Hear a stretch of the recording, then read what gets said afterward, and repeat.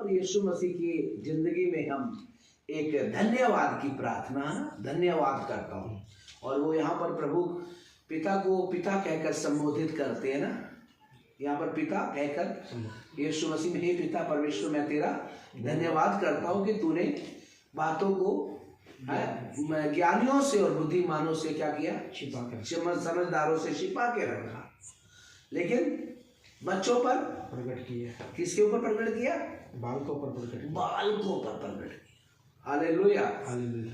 तो परमेश्वर यहाँ पर यीशु मसीह किस तरह से वो आत्मा में आनंदित होकर क्या कर रहे हैं? परमेश्वर की तारीफ कर रहा है ना, परमेश्वर की तारीफ कर रहा है, परमेश्वर का धन्यवाद कर रहा है ना, वो आनंद से भरा हुआ है यहाँ पर। और खुदावंद यीशु मसीह को मालूम है कि परमेश्वर अपने रहस्यों को, अपने भेदों को किन के ऊपर प्रकट कर रहा है? बालकों के ऊपर प्रकट कर रहा है। ज्ञानवान दुनिया में बहुत है, बुद्धिमान दुनिया में बहुत है, लेकिन ये ज्ञान जो है उन लोगों पर प्रकट नहीं किया गया है, समझदारों के ऊपर प्रकट नहीं किया, जो अपनी दृष्टि में बहुत समझदार थे, बड़े बड़े विद्वान थे।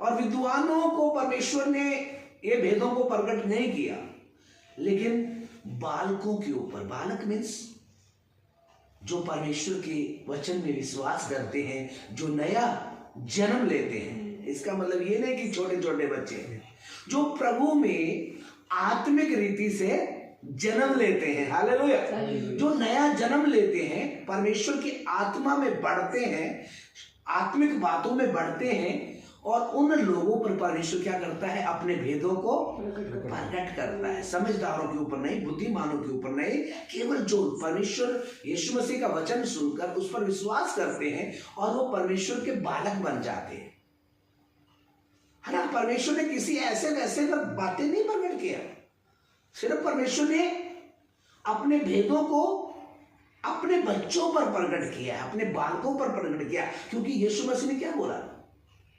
दास को सारी बातें नहीं बताई जा सकती। एक दास जो होता है घर के अंदर काम करता है, लेकिन उसको सारी बातें नहीं बताई जाती। लेकिन यीशु मसीह ने हमें क्या बोला? मैं तुम्हें दास नहीं, तुम्हें मित्र कहता हूं।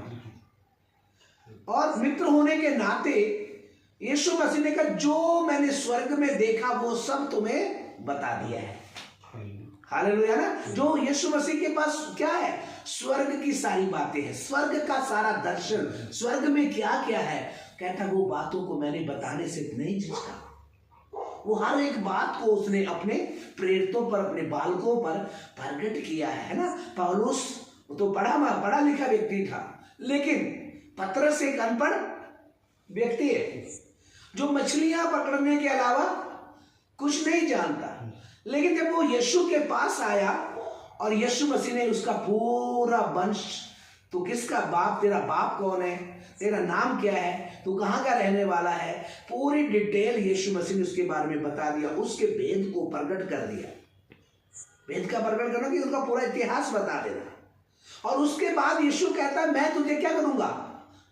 मैं तुझे, तू एक चट्टान की तरह है, तू, तेरा नाम पतरस है, लेकिन तू एक चट्टान कहलाएगा, तू कैफा कहलाएगा, क्योंकि मैं अपनी कलीसिया तुझ पर प्रकट करूंगा। ये भेद की बात थी। ये जो कलीसिया है ना, पुराने नियम में एक भेद था, एक रहस्य था, और ये रहस्य को कोई नहीं जानता था। और यहां तक कि मुझे लगता है शैतान को भी नहीं मालूम था कि परमेश्वर का उद्देश्य क्या है। क्या शैतान कम बुद्धिमान था? लूसीफर कोई कम बुद्धिमान नहीं था, उसको लिखा तो बुद्धि से परिपूर्ण था। तो वो सारी बातों को बुद्धि से परिपूर्ण होने का मतलब ये नहीं है कि हम सारी बातों को समझते हैं, परमेश्वर की बातों को समझते नहीं। जब शैतान हमसे भी ज्यादा बुद्धिमान है, वो ज्ञानवान है, लेकिन खुदावंद ने अपने रहस्य को प्रकट उसके ऊपर भी नहीं किया। जबकि लूसीफर को प्रभु नहीं बनाया, लेकिन सारे भेद उसने नहीं बताए। लेकिन यीशु मसीह के द्वारा इस दुनिया में यीशु मसीह ने अपने भेदों को प्रकट किया, अपने रहस्यों को प्रकट किया। और कुछ बातें यीशु मसीह ने कहा मुझे भी नहीं मालूम। क्या बोला? लोगों ने पूछा तेरा राज्य कब आएगा, तू कब वापस आएगा, कब अपने राज्य को स्थापित करेगा? कहता समय और कारणों को जानना तुम्हारा काम नहीं है। ये सारे काम परमेश्वर के अंडर में है, परमेश्वर जानता है, मुझे नहीं मालूम। लेकिन जबकि यीशु मसीह खुद कौन है? एक परमेश्वर है, लेकिन इंसान होने के नाते उसने इस भेद को लोगों को बताने से इनकार कर दिया। बताना चाहता तो बता सकता था, लेकिन उन्होंने बोला मुझे भी इस बात के बारे में सिर्फ पिता ही जानता है, मैं भी नहीं जानता, पिता ही जानता। ना कोई स्वर्गदूत तो जानता है, ना मैं जानता हूं, ना कोई विश्वासी जानता, ना कोई और कोई दास जानता है, सिर्फ पिता जानता उस दिन और उस घड़ी के बारे में। इसलिए कुछ बातों को परमेश्वर ने क्या किया है, ये जो कलीसिया एक रहस्य है और कलीसिया बनाने का जो उद्देश्य था, ये यीशु मसीह में छिपा हुआ था, गुप्त था। और वो कैसे प्रकट किया गया? यीशु मसीह जब दुनिया में आया और यीशु मसीह ने इसकी फाउंडेशन रखी, कलीसिया की फाउंडेशन, और उस फाउंडेशन का, उस कलीसिया का नींव पत्थर कौन है? प्रभु यीशु मसीह है ना। कोने का पत्थर यीशु मसीह है, लेकिन बुद्धिमानों ने, राजमिस्त्रियों ने क्या कर दिया? उस कोने के पत्थर को ठुकरा दिया, उसको नहीं आदर मान दिया, उसको नहीं समझ पाए, क्योंकि उनके पास समझने की बुद्धि नहीं थी। अगर वो महिमा के प्रभु को, कुरिन्थियों 2:7 में लिखा हुआ है कि अगर वो प्रभु, महिमा के प्रभु को जानते तो वो उसे क्रूस पर नहीं चढ़ाते, क्योंकि वो लोग उसे नहीं जानते, उस भेद को नहीं समझते थे, वो है कौन उसके बारे में नहीं जानते थे। लेकिन मैं और आप ने कैसे प्रभु को जाना? क्योंकि ये भेद परमेश्वर ने हमारे ऊपर प्रकट किया है ना। ये अगर हम विश्वास क्यों करते हैं? विश्वास इसलिए करते हैं क्योंकि परमेश्वर हमें विश्वास करने की सामर्थ्य देता है। विश्वास भी परमेश्वर ही देता, लिखा हुआ है।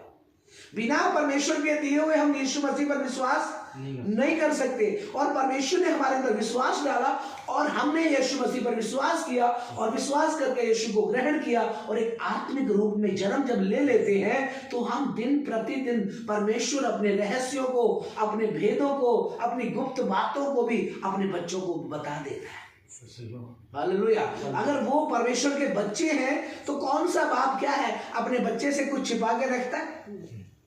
कुछ चीजें छिपा के रखते हैं, लेकिन सारी बातें छिपा के नहीं रखते हैं। लेकिन जब वो लायक हो जाते हैं तो वो भी पिता क्या करता है? वो भी सारी भेदों को बता देता है, बेटा ऐसे है, ऐसे है, ऐसे है। इसी तरह परमेश्वर का वचन कहता है कि जो बातें बुद्धिमानों और समझदारों से क्या रखा?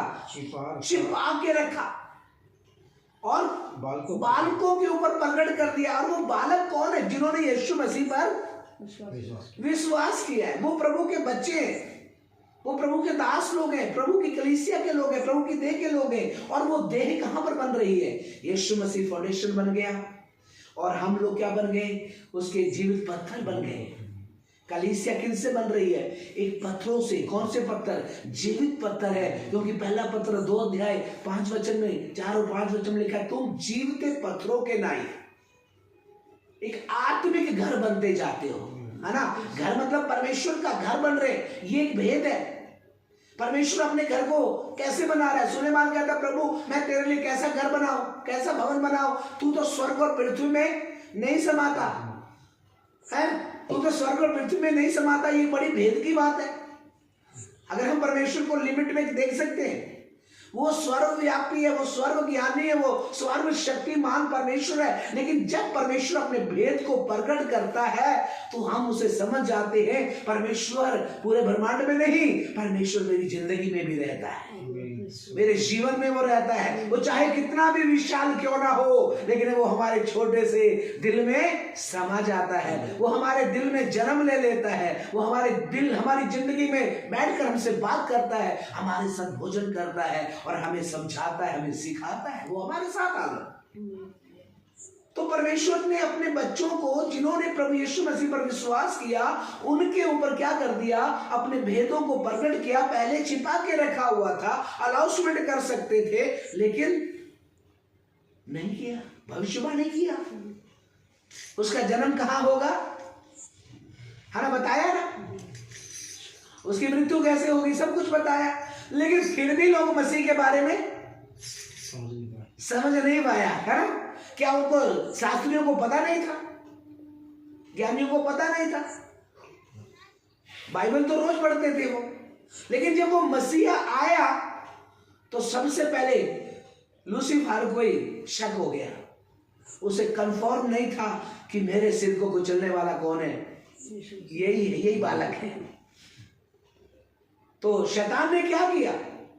शैतान ने 2 साल के बच्चों को किसके द्वारा? हेरोदेस के अंदर एंट्री किया, हेरोदेस को अगुवाई किया, और हेरोदेस ने क्या किया? ऑर्डर दे दिया कि जितने भी 2 साल से बच्चे कम उम्र की हैं उनको मार दिया जाए। शैतान ने उनको मजबूर किया, राजा हेरोदेस को, और शैतान ने क्या किया? सारे बच्चों को मरवा डाला। लेकिन परमेश्वर ने क्या किया? तो यीशु मसीह को और उसके परिवार को बोला तुम यहां से निकल जाओ और मिस्र देश में चले जाओ, और मिस्र देश में जाके वहीं रहना, और जब तक राजा मर नहीं जाता तब तक तुम वहीं रहना, और जब मर जाएगा तो मैं खुद तुम्हें संदेश दे दूंगा और तुम वापस मुड़ के आ जाना। क्यों परमेश्वर को संदेश दे रहा है? क्यों उनकी अगुवाई कर रहे हैं? क्योंकि यूसुफ और मरियम जो थे वो परमेश्वर का भय मानने वाले लोग, तो परमेश्वर के बच्चे थे। परमेश्वर अपने भेद को उसके ऊपर प्रकट कर रहा था, मरियम के ऊपर प्रकट किया। तो मरियम के ऊपर जब भेद प्रकट हुआ तो परमेश्वर में आनंदित हो गई, खुश हो गई। लूका 2 अध्याय अगर हम 45 वचन को पढ़े, कहता धन्य है वो जिसने विश्वास किया कि जो बातें उससे कही गई हैं वैसे ही होंगी। क्यों किया? क्योंकि पवित्र आत्मा ने उसकी अगुवाई किया कि वो उन बातों पर भरोसा करे, उन बातों पर विश्वास करे कि जो कुछ प्रभु कह रहा है वो हमारे जीवन में क्या होने वाला है? पूरा होने वाला है। हालेलुया। जो परमेश्वर ने बोला वो पूरा होने वाला है। वो सिर्फ यीशु मसीह के जन्म की बात नहीं, परमेश्वर के हर एक काम को परमेश्वर का वचन क्या करेगा? अपने समय पर पूरा कर छोड़ने वाला है। ऐसे छोड़ेगा नहीं। अगर लूका 2 किताब उसका 45 पढ़े, लूका 2 का 45 पढ़े, क्योंकि वहां पर हम परमेश्वर के एक दासी को हम देखते हैं जो विश्वास से भरी हुई है, और एक भक्त स्त्री है, वो धर्मी है और परमेश्वर के वचन को मानने के लिए तैयार है।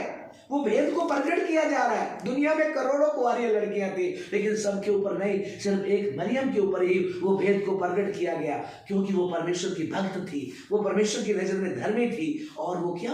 क्योंकि उसने प्रभु का वचन को स्वीकार किया। पढ़िए लूका 2 का 45। और जब नहीं मिला तो ढूंढते ढूंढते यरूशलेम को फिर लौट गए, और 3 दिन के बाद उन्होंने उसे 1 का 45 पढ़ सकते हैं, नहीं 2 का 45 नहीं तो 1 का 45 पढ़ लीजिए। है 45 ही, 45 ही है। हाँ, 1 मिनट। हाँ, ये धन्य है वह जिसने विश्वास किया, हाँ, जो बातें प्रभु की ओर से उसको कही गई वे पूरी होंगी। हाँ, धन्य है वो स्त्री, धन्य है वह जिसने विश्वास किया, है ना। ये बात अगर ऊपर से हम पढ़े, अगर एक वचन 44 वचन पढ़े तो वचन में क्या लिखा है? पढ़िए 44। देखो, जो ही तेरा नमस्कार का शब्द मेरे कानों में पड़ा, हाँ, तो ही बच्चा मेरे पेट में आनंद से उछल पड़ा। हाँ ना, ये बच्चा जो है आनंद से उछल पड़ा। एक प्रभु की दासी का जब नमस्कार का शब्द उसके कानों में पड़ गया, आनंद से उछल पड़ा, आनंद से उछल पड़ा। वो बचपन से प्रभु यीशु को जानता है। जो बच्चा उस माँ के पेट में, किसकी पेट में है?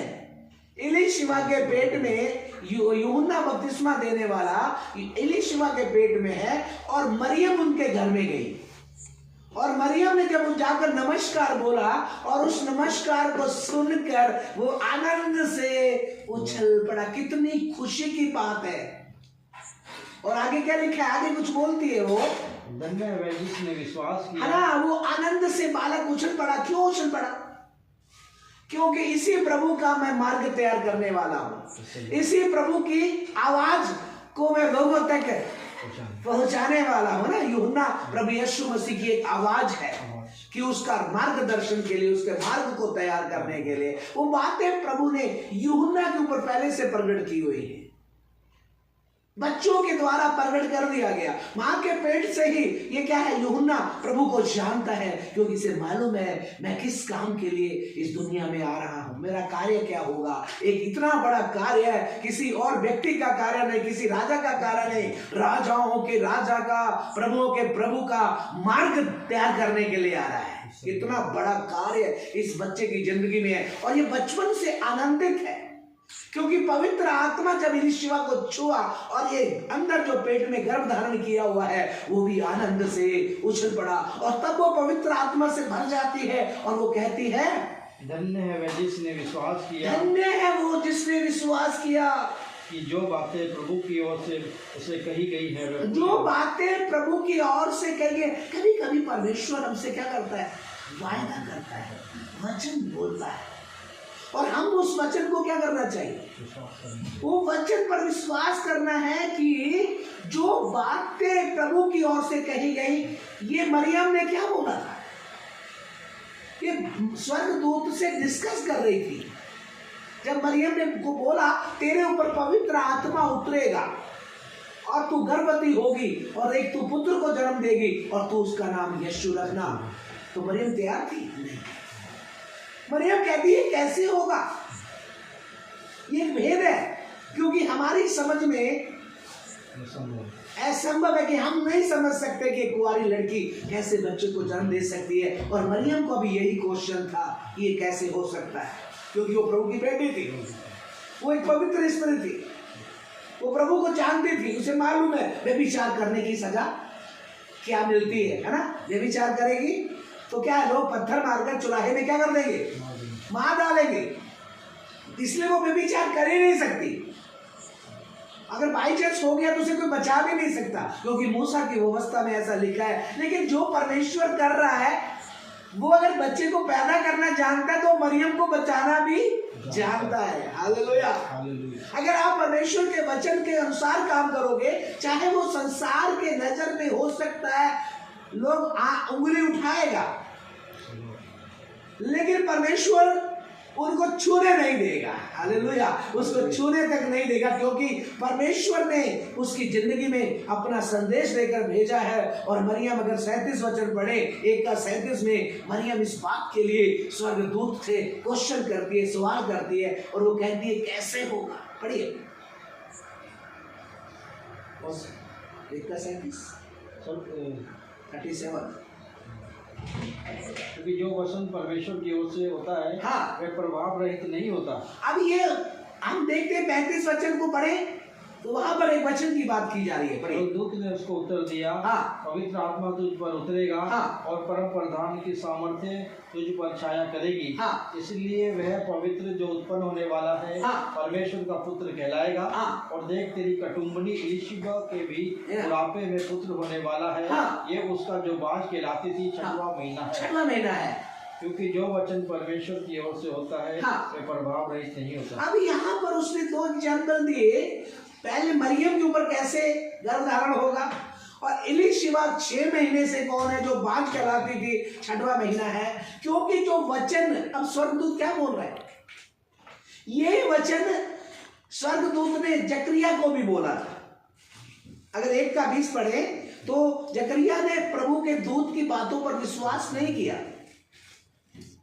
और उसने भी यही बोला मैं बुढ़ा हूं, मेरी पत्नी बुढ़ी है, ये कैसे हो सकता है। लेकिन वहां पर स्वर्गदूत ने पवित्र आत्मा के बारे में नहीं बोला कि परमेश्वर का आत्मा तुझ पर उतरेगा और तेरा बेटा जो है पवित्र आत्मा से भरपूर होगा। नहीं,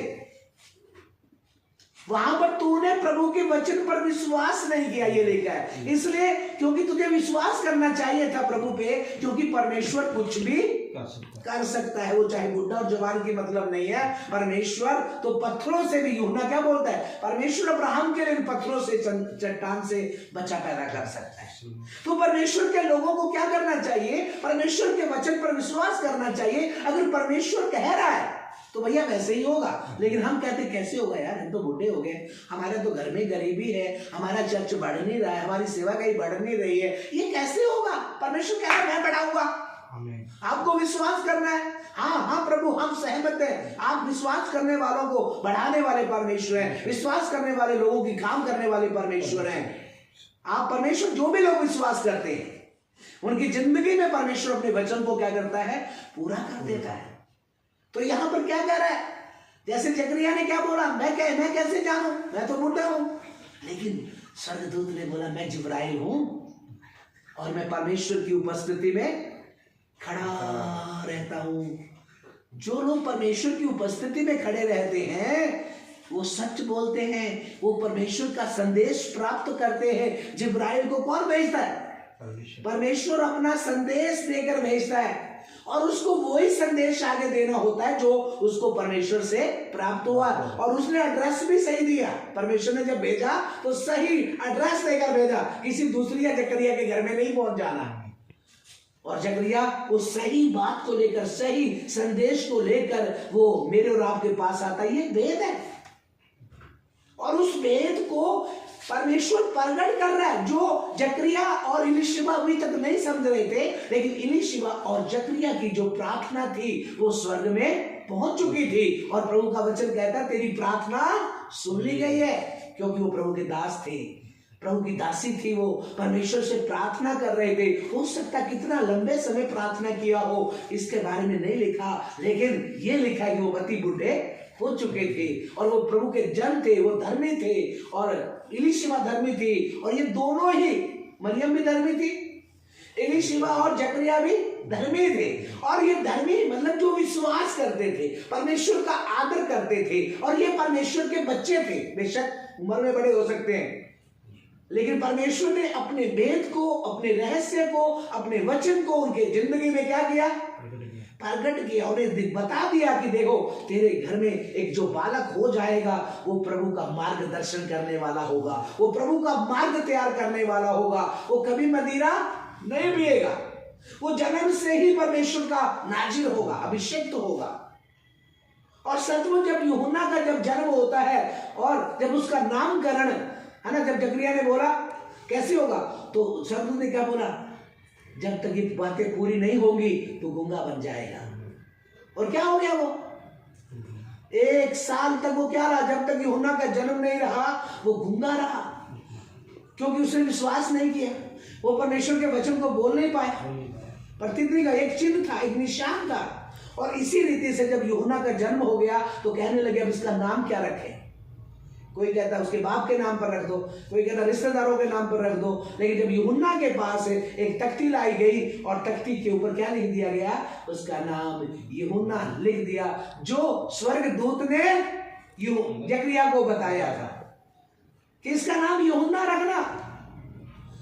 और जैसे जकरिया ने उसका नाम यूहन्ना रखा, उसकी जुबान खुल गई और वो पवित्र आत्मा से भरकर परमेश्वर की बातें बोलने लगा, उस बच्चे के बारे में भविष्यवाणी करने लगा।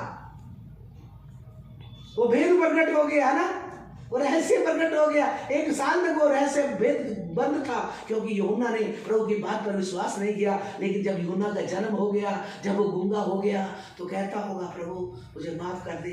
लेकिन प्रभु के दास ने, दूत ने बोल दिया जब तक बच्चे का जन्म नहीं होगा अब तू बोल नहीं पाएगा। और वैसे ही हो गया। उसी तरह प्रभु का दास जकरिया ने, दूसरे दूत ने क्या बोला?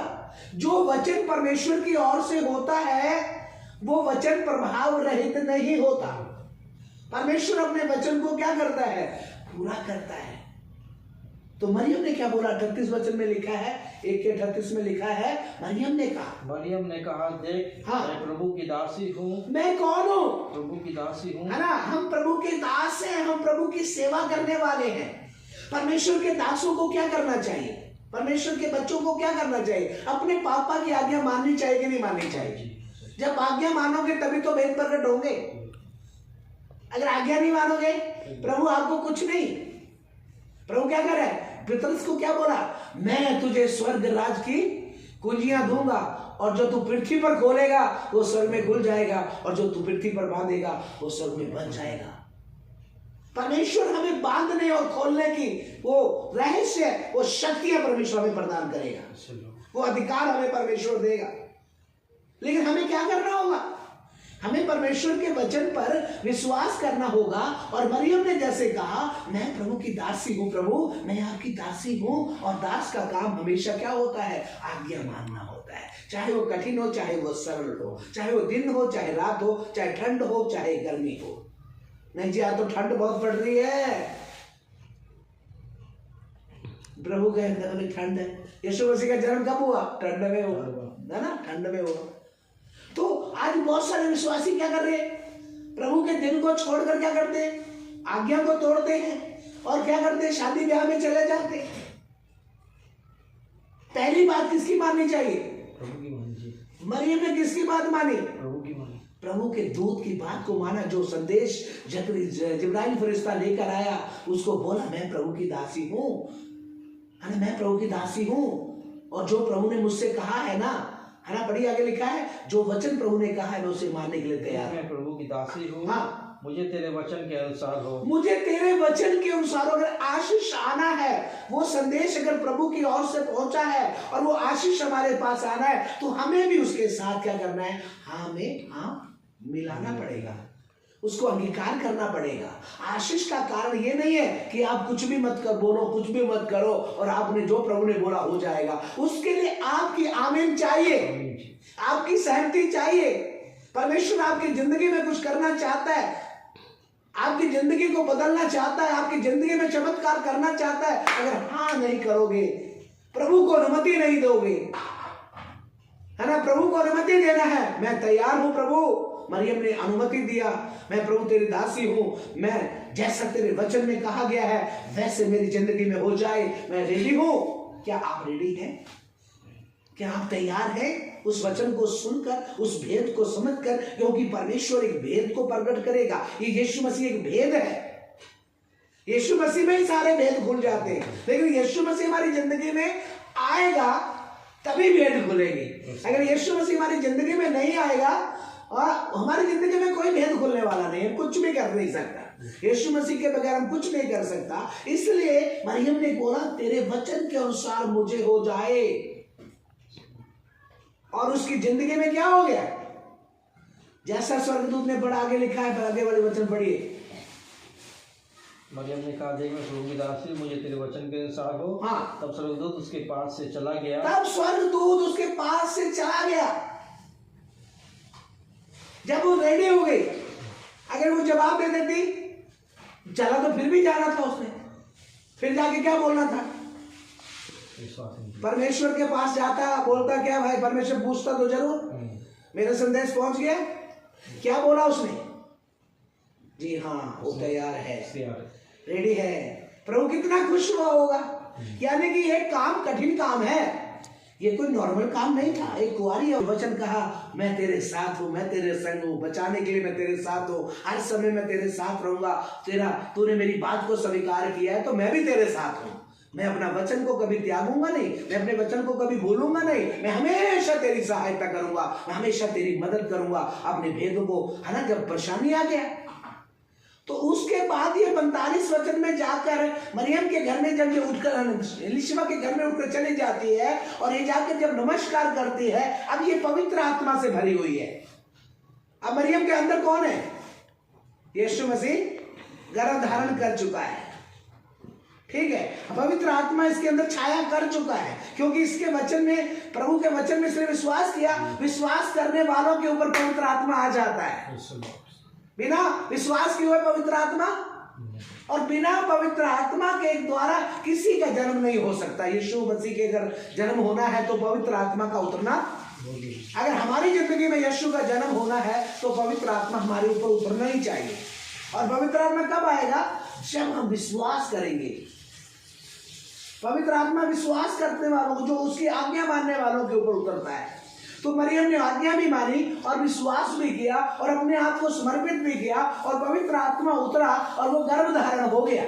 और जब गर्भ धारण करके मरियम एलीशिबा के घर में गई और उसे नमस्कार किया, तो आगे से नमस्कार सुनते ही एक इसका आनंद और खुशी का, यूहन्ना का ठिकाना नहीं रहा, क्योंकि ये 6 मंथ का है, 6 महीने का बच्चा। आवाज सुना नमस्कार, एलीशिबा ने नहीं सुना। सुना किसने? एलीशिबा को कुछ नहीं बताया गया था कि मरियम गर्भवती होने वाली है, लेकिन यूहन्ना को मालूम था, क्योंकि यूहन्ना भी परमेश्वर की ओर से जन्म ले रहा था। वो उसी प्रभु के लिए रास्ता तैयार करने वाला एक व्यक्ति था। और उसने जैसे प्रभु को अपने घर में आता हुआ देखा और वो बड़े आनंद से उछल पड़ा। एक भेद था, क्योंकि मैं तो इसी को जैसे दुनिया में आया। तो फिर उसके बाद आत्मा ने क्या बोला? पवित्र आत्मा से भर गई वो एलीशिबा और बोलने लगी, धन्य है वो स्त्री जिसने प्रभु पर क्या किया? विश्वास किया कि जो बातें प्रभु की ओर से कही गई है वो क्या हो जाएंगी? पूरी हो जाएगी। तो हमें क्या करना है? जो वचन परमेश्वर कहता है वो हमेशा पूरा होता है, और जो वचन परमेश्वर देता है वो वचन हमेशा पूरा होता है। इसलिए हमें परमेश्वर के वचन पर क्या करना है? विश्वास करना चाहिए कि जो वचन प्रभु ने मुझे दिया है वो वचन अवश्य मेरी जिंदगी में क्या हो जाएगा? पूरा हो जाएगा। परमेश्वर मेरी सहायता करेगा। उसके बाद मरियम पवित्र आत्मा से परिपूर्ण हो जाती 40 वचन में।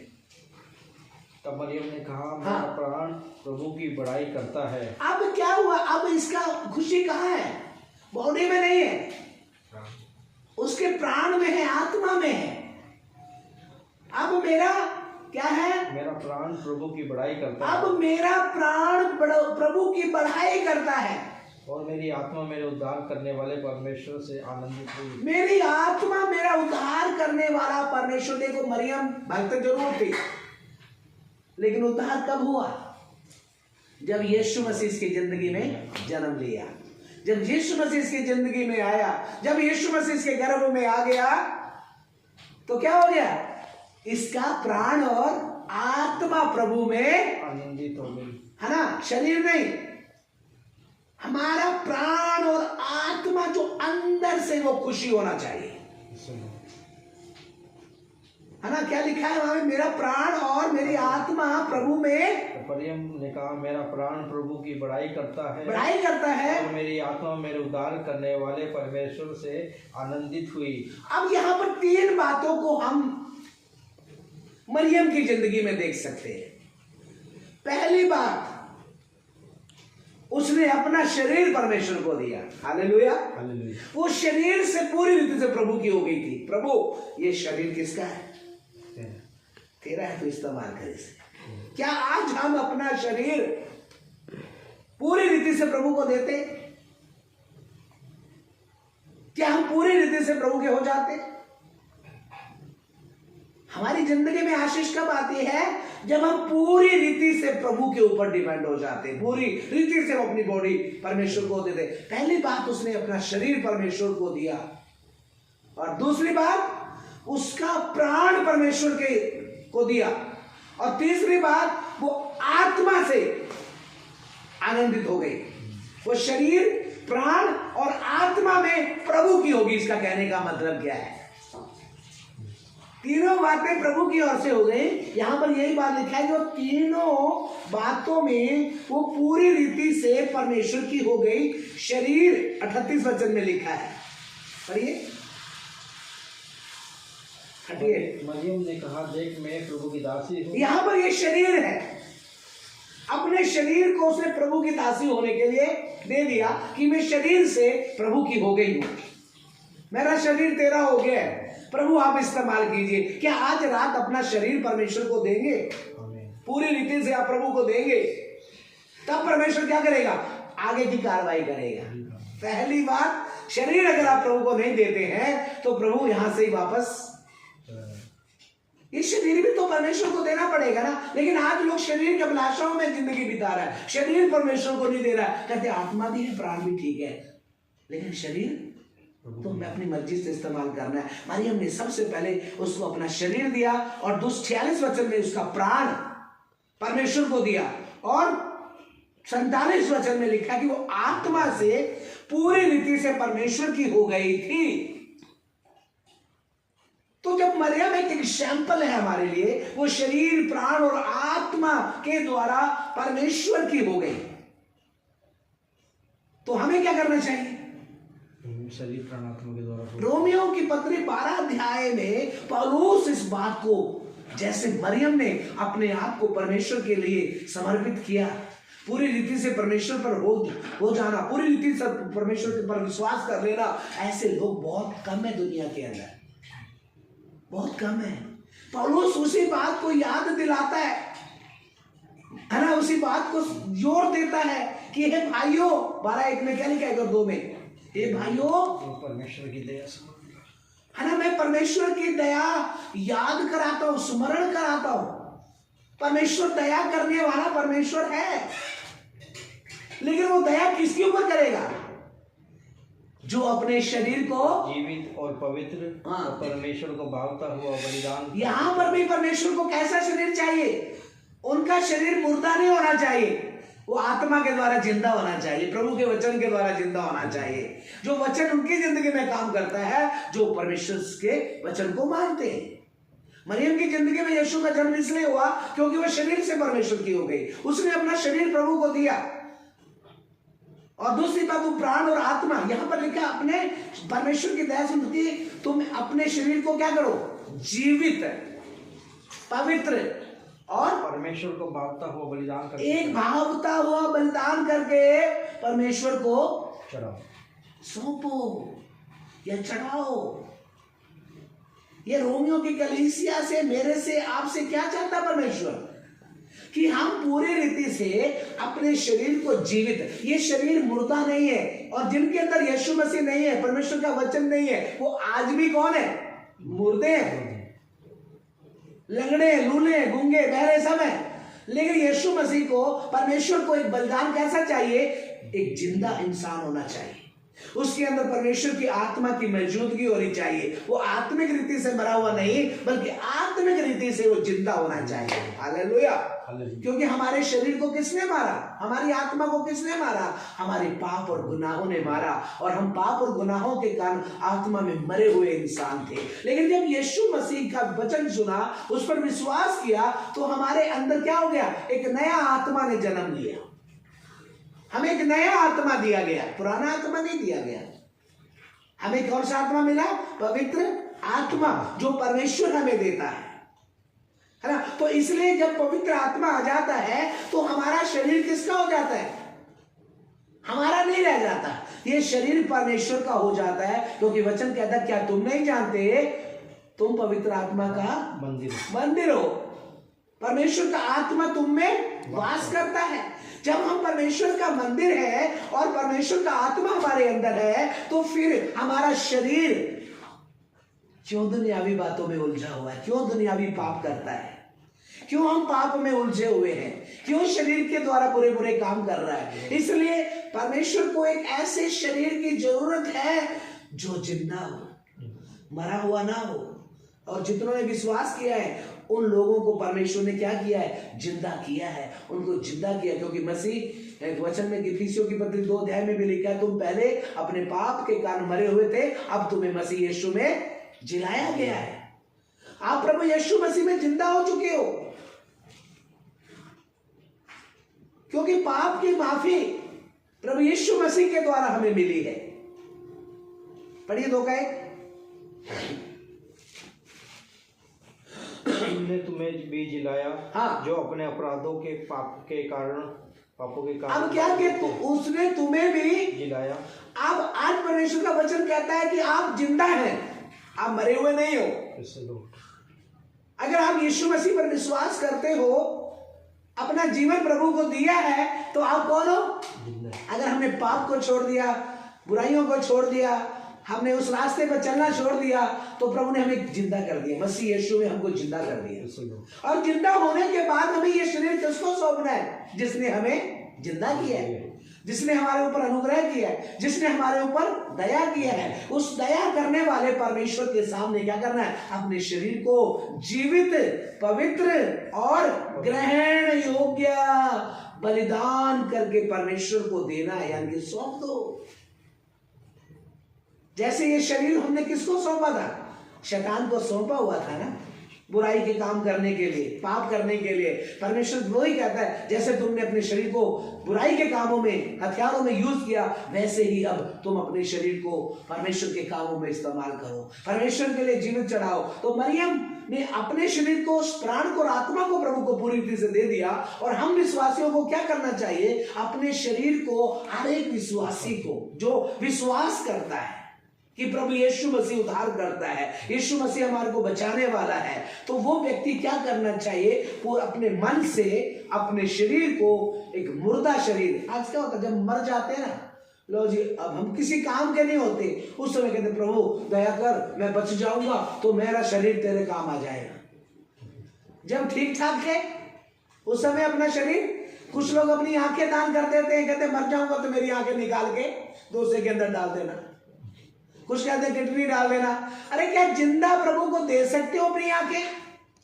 अपनी किडनी जिंदा, अपना हार्ट जिंदा रहते हुए, है ना, जब मुर्दे हो जाएंगे हम अपनी अभिलाषा खत्म करके मर जाएंगे, फिर कहते जी दान कर दिया। अरे दान करना है तो जिंदे जी परमेश्वर को कर दो, ये शरीर परमेश्वर को दे दो, ताकि परमेश्वर इस शरीर के द्वारा बड़े बड़े काम कर सके। हालेलुया। परमेश्वर चाहता है, परमेश्वर को एक शरीर चाहिए, एक प्राण चाहिए, एक आत्मा चाहिए। आपकी जिंदगी में रहकर वो लोगों तक पहुंचना चाहता है, वो आपको लोगों तक पहुंचाना चाहता है। परमेश्वर तब आपको पहुंचाएगा जब आप पूरी रीति से परमेश्वर की हो जाओगे, पूरी रीति से अपने शरीर को, आत्मा को और आत्मा को परमेश्वर को समर्पित कर दोगे। पौलुस ये चाहता है, हर एक विश्वासी को एक स्मरण दिला रहा है कि हर एक व्यक्ति जो विश्वास करता है उसे अपने शरीर, प्राण और आत्मा को परमेश्वर को समर्पित करना चाहिए, जैसे शरीर जीवित हो जाए। इस शरीर में कोई मुर्दा शरीर ना रहे।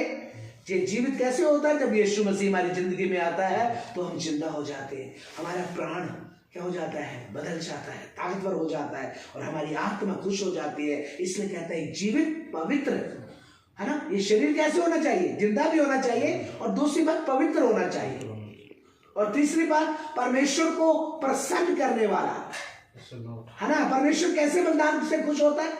पर प्रभु का दास पौलुस क्या कहता है? तू होम बलि से, मेल बलि से प्रसन्न नहीं होता, नहीं तो मैं उसे चढ़ाता, लेकिन परमेश्वर तू तो टूटे और पिसे हुए मन को तुझे नहीं समझता, है ना। परमेश्वर टूटे और पिसे हुए मनों को ग्रहण करता है।